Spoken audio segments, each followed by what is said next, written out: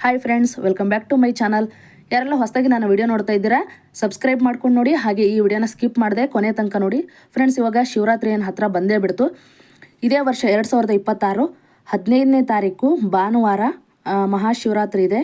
ಜಾಗರಣೆ ಕೂಡ ಅವತ್ತೇ ಇರೋದ್ರಿಂದ ನಾವು ಹೇಗೆ ಶಿವರಾತ್ರಿಯ ಈ ವ್ರತ ಆಚರಣೆಯನ್ನು ಹೇಗೆ ಮಾಡೋದು ಅಂತ ನಾನು ನಿಮಗೆ ಇವತ್ತಿನ ಈ ವಿಡಿಯೋದಲ್ಲಿ ತಿಳಿಸ್ಕೊಡ್ತಾ ಇದ್ದೀನಿ. ಭಾನುವಾರ ಸಂಜೆ 6:11ರಿಂದ ಶುರುವಾಗುತ್ತೆ ವ್ರತ ಮಾಡೋದು. ಬೆಳಗ್ಗೆ ಸೋಮವಾರ ಬೆಳಗ್ಗೆ 6:59 ಅಂದರೆ 7 ಗಂಟೆಗೆ ವ್ರತ ಮುಗಿದೋಗುತ್ತೆ. ಹಾಗಾಗಿ ನಾವು ಈ ವ್ರತ ಮಾಡುವಾಗ ಭಾನುವಾರ ಸಂಜೆಯಿಂದನೇ ನಾವು ಪೂಜೆಯನ್ನು ಸ್ಟಾರ್ಟ್ ಮಾಡಬೇಕಾಗುತ್ತೆ. ಭಾನುವಾರ ಸಾಯಂಕಾಲದಿಂದ ಸ್ಟಾರ್ಟ್ ಮಾಡಿದ್ವಿ ಅಂದರೆ ಇದರಲ್ಲಿ 4 ಪೂಜೆಗಳು ಬರುತ್ತೆ. ಸೋಮವಾರ ಬೆಳಗ್ಗೆ 7 ಗಂಟೆಗೆ ಮುಕ್ತಾಯ ಆಗುತ್ತೆ.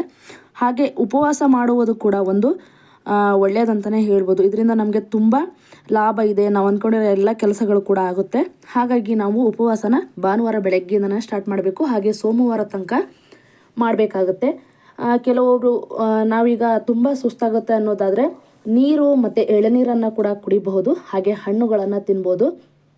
ಕೆಲವೊಬ್ಬರು ಉಪವಾಸನ ಮಾಡ್ತಾರೆ, ಬೆಳಗ್ಗೆ ತಿಂಡಿ ಮಧ್ಯಾಹ್ನ ಊಟ ಎಲ್ಲ ಮಾಡಿಬಿಟ್ಟು ಉಪವಾಸ ಮಾಡ್ತಾರೆ. ಆ ಥರ ಎಲ್ಲ ಮಾಡಬಾರ್ದು. ಅದು ಉಪವಾಸ ಅನಿಸಲ್ಲ. ಯಾಕೆ ಅಂದರೆ ಅದರಲ್ಲಿ ತುಂಬ ಒಂದು ಸಾತ್ವಿಕ ಗುಣಗಳಿರುತ್ತೆ. ಹಾಗಾಗಿ ಆ ಥರ ಏನನ್ನು ತಿನ್ನದೇನೆ ಉಪವಾಸವನ್ನು ಮಾಡಬೇಕಾಗುತ್ತೆ. ಮೇನಾಗಿ ಏನು ಇಂಪಾರ್ಟೆಂಟ್ ಅಂದರೆ ಉಪವಾಸ ಮಾಡುವಾಗ ನಾವು ಈರುಳ್ಳಿ, ಬೆಳ್ಳುಳ್ಳಿ, ಉಪ್ಪು, ಖಾರ ಈ ಥರ ಒಗ್ಗರಣೆ, ಮಂಡಕ್ಕಿ, ಈರುಳ್ಳಿ, ಬೆಳ್ಳುಳ್ಳಿ ಹಾಕಿರ್ತಕ್ಕಂಥ ಅವಲಕ್ಕಿಗಳನ್ನು ಕೂಡ ನಾವು ತಿನ್ನಬಾರ್ದು. ಯಾಕಂದರೆ ಇದು ತಾಮಸಿಕ ತತ್ವವನ್ನು ಹೆಚ್ಚು ಮಾಡುತ್ತದೆ. ಹಾಗಾಗಿ ಶಿವರಾತ್ರಿಯ ನಾವು ಪೂರ್ಣ ಸಾತ್ವಿಕ ತತ್ವವಾಗಿರೋದ್ರಿಂದ ಇದೇ ಕಾರಣಕ್ಕೆ ನಾವು ಶಿವರಾತ್ರಿಗೂ ಅಷ್ಟೇ ಶಿವನಿಗೆ ಒಂದು ನೈವೇದ್ಯವಾಗಿ ಫಲಹಾರ ಮಾತ್ರ ಇಡ್ತೀವಿ. ಹಾಗಾಗಿ ನಾವು ಕೆಲವೊಬ್ಬರೆಲ್ಲ ಬೆಳಗ್ಗೆ ತಿಂಡಿ ಮಧ್ಯಾಹ್ನ ಊಟ ಮಾಡಿಬಿಟ್ಟು ಉಪವಾಸ ಮಾಡ್ತಾರೆ. ಆ ಥರ ಮಾಡಬಾರ್ದು. ಆ ಥರ ಮಾಡೋದಾದರೆ ಸುಮ್ಮನೆ ಇರಬೇಕು, ಮಾಡಲಿಕ್ಕೆ ಹೋಗಬಾರ್ದು. ಹಾಗಾಗಿ ಮಾಡೋದಾದರೆ ಅತಿ ಕಠಿಣವಾಗಿ ಚೆನ್ನಾಗಿ ಪೂಜೆಯನ್ನು ಮಾಡಬೇಕು. ಹಾಗೆ ಇದರಲ್ಲಿ 4 ಪ್ರಹಾರಗಳು ಬರುತ್ತೆ. 1ನೇ ಪ್ರಹಾರದಲ್ಲಿ ನೀವು ಶಿವಪೂಜೆ, 2ನೇ ಪ್ರಹಾರದಲ್ಲಿ ಅಭಿಷೇಕ, ಹಾಗೆ 3ನೇ ಪ್ರಹಾರದಲ್ಲಿ ಅರ್ಚನೆ, ಹಾಗೂ 4ನೇ ಪ್ರಹಾರದಲ್ಲಿ ಧ್ಯಾನವನ್ನು ಕೂಡ ನೀವು ಮಾಡಬೇಕಾಗುತ್ತೆ. ಈ 4 ಪೂಜೆಯನ್ನು ಮಾಡಬೇಕು. ಅದು ಇನ್ನೂ ನಿಮಗೆ ತುಂಬ ನಮಗೆ ಬೇಗ ನಾವು ಅಂದ್ಕೊಂಡಿರೋ ಕೆಲಸ ಆಗಬೇಕು ಅಂದರೆ ಮಧ್ಯರಾತ್ರಿ, ಅಹೋರಾತ್ರಿ ಮಧ್ಯರಾತ್ರಿ ನಿಮಗೆ 12:10ರಿಂದ 12:59ಕ್ಕೆ ಒಳ್ಳೆಯ ಟೈಮ್ ಇರುತ್ತೆ. ಅದರಲ್ಲೂ ಕೂಡ ನೀವು ಚೆನ್ನಾಗಿ ಪೂಜೆ ಮಾಡಿ ನೀವು ಏನು ಕೇಳ್ಕೊತೀರೋ ಅದು ನಿಮಗೆ ಬೇಗನೆ ಲಭಿಸುತ್ತೆ.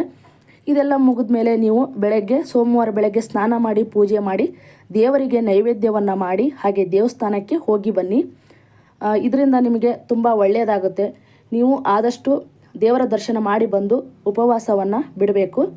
ಫ್ರೆಂಡ್ಸ್, ನನ್ನ ವಿಡಿಯೋ ನಿಮಗೆ ಇಷ್ಟ ಆಗಿದ್ದರೆ ದಯವಿಟ್ಟು ಲೈಕ್ ಮಾಡಿ, ಶೇರ್ ಮಾಡಿ, ಕಮೆಂಟ್ ಮಾಡಿ, ಹಾಗೆ ಸಬ್ಸ್ಕ್ರೈಬ್ ಮಾಡೋದಂತ ಮರಿಬೇಡಿ. Thank you.